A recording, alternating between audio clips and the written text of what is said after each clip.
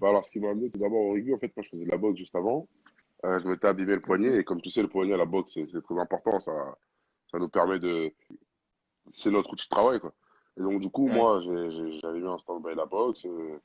Mon père connaissait le rugby, il m'a Mhm. mis au rugby, et j'ai directement accroché, quoi. Et j'ai fait mes premiers matchs, et Ouais. dès mon premier match, j'ai compris que j'allais pouvoir faire au moins, tenter de faire quelque chose dans ce sport-là, quoi. Ça s'est très bien passé, les mecs étaient vraiment gentils, j'étais pas le seul en plus à venir du secteur du 95, il y avait Ibrahim Diallo. Et Mhm. donc, du coup, ça va, on était un peu du même monde. Et après, il y avait, je pense qu'ils avaient fait un bon recrutement sur la banlieue parisienne, donc ça veut dire que on s'était retrouvé avec beaucoup de mecs qui venaient du même secteur, quoi. Donc, c'était assez facile.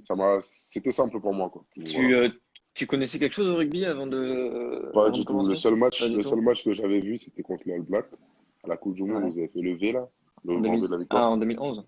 Voilà, Mhm. c'était le seul match de rugby que j'avais vu. Je Mhm. connaissais rien au rugby, j'arrivais pas à voir le rugby. J'avais du mal à, enfin, surtout, j'avais du mal avec les tenues, les Mhm. t-shirts un peu serrés, les shorts pas très grands. C'était assez bizarre, surtout que je faisais de la boxe, c'était un peu bizarre. Voilà, c'est deux mondes assez différents. Mhm. Mis à part le fait que, voilà, il y a l'esprit combatif, euh, compétiteur, de rien lâcher. C'est un Mhm. peu un monde différent au niveau des fréquentations ou la vie de groupe ou ce genre de choses, quoi. C'est plus une. Est-ce que c'est plus un métier qu'une passion ou est-ce que c'est devenu une passion un peu le rugby pour toi maintenant? C'est les deux. Ou c'est les Un deux? métier Mhm. et une grosse passion. Mhm. C'est vraiment, ce sport-là me passionne. Sinon, je le ferais pas. Ce serait pas quelque Ouais. chose qui me plaît pas. Mhm.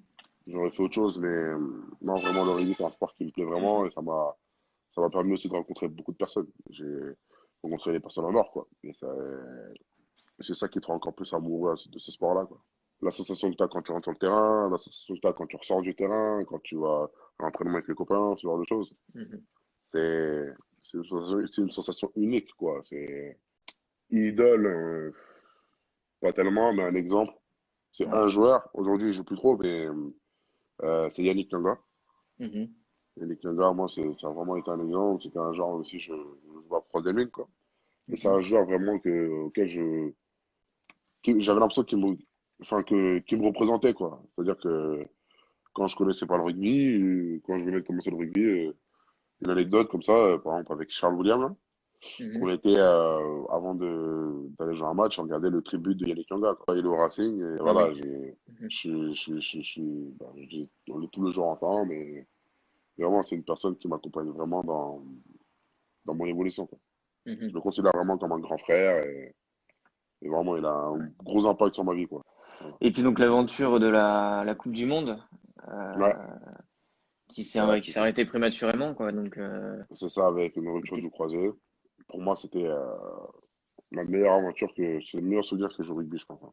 J'ai eu la chance que le manager me laisse jusqu'à la fin de la Coupe du Monde. Moi, je me suis fait opérer le lendemain de la finale. Mhm. Donc, autant te dire que c'était compliqué, quoi. C'était pas. Je pense que le doc, il a pas eu besoin de m'endormir, quoi. Pas eu besoin d'anesthésie, quoi, j'étais bien.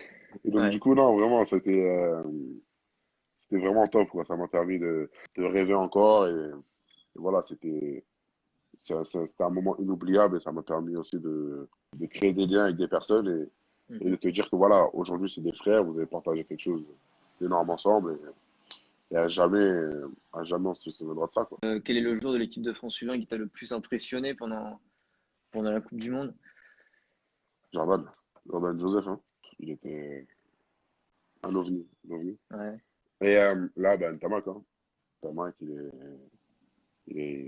enfin, pas qu'à la Coupe du Monde, mais sur la longueur, vraiment, Mhm.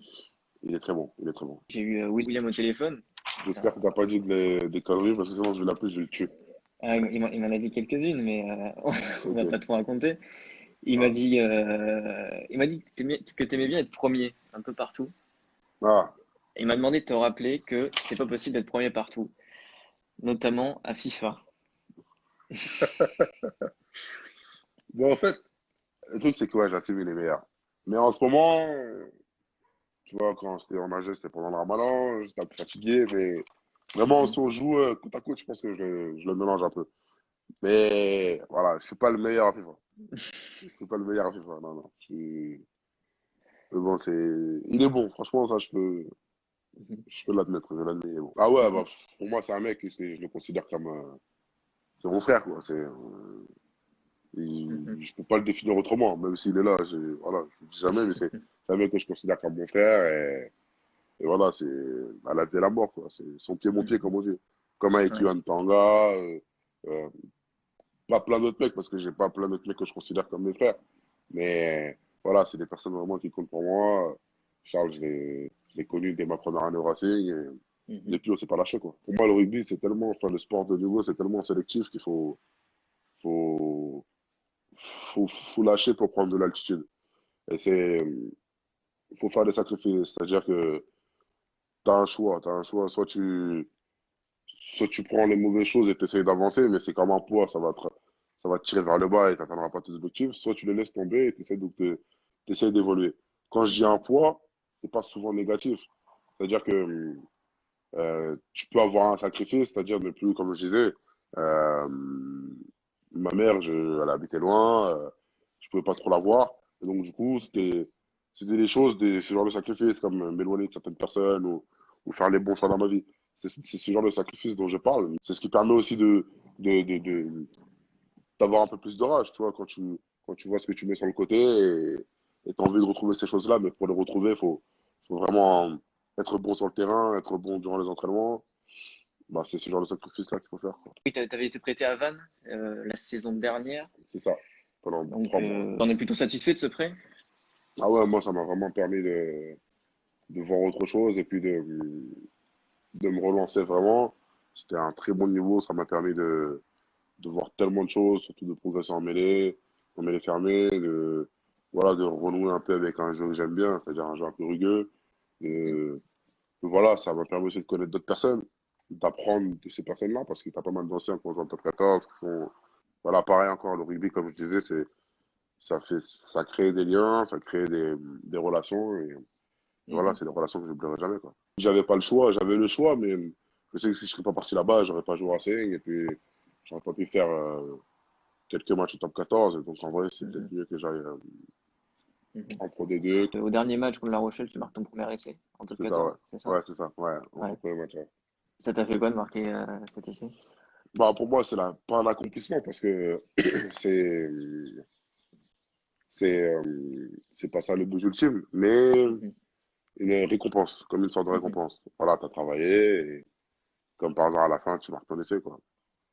Après, il y avait des mecs, il y avait le collectif derrière moi aussi, tu vois, il y a des mecs qui poussaient Mhm. aussi derrière moi, et j'étais pas le seul à. C'était un essai aussi collectif, mais voilà, ça m'a permis surtout d'être fier de ce que j'ai fait, et puis, un petit maman, elle était contente, elle m'a vu à la télé marquer un essai, c'était bien. Bah, mon père, enfin, il me conseille énormément, Mhm. et il est vraiment derrière moi, mais ma famille surtout, mes frères, Yann Tanga, comme il dit, regarde pas trop loin. Ce qui dit Ouais. ça, c'est un peu une phrase de Nyanga, s'il veut que je la sorte, c'est ça, c'est ce Mhm. qu'il me disait, parce que la dernière fois dans un live, je l'ai sorti. Si tu regardes trop loin, tu verras pas le trou en bas. C'est-à-dire que Ouais. tu vas avancer, tu vas tomber dans le trou. Mais c'est ça, quoi. Faut vraiment regarder étape après étape. Voilà, quoi. Mais donc, pour revenir à ce qu'on disait, voilà, il y a pas mal de personnes qui m'encouragent et qui me conseillent beaucoup de ma famille, mes proches. Et voilà, après, il faut prendre ce qu'il y a à prendre et filtrer un petit peu tout parce que vraiment, il y a vraiment par exemple, certaines personnes qui vont te dire certaines choses, c'est peut-être un peu trop strict ou peut-être pas assez. Et, voilà, le meilleur juge, je pense, c'est le coach et après, c'est toi-même.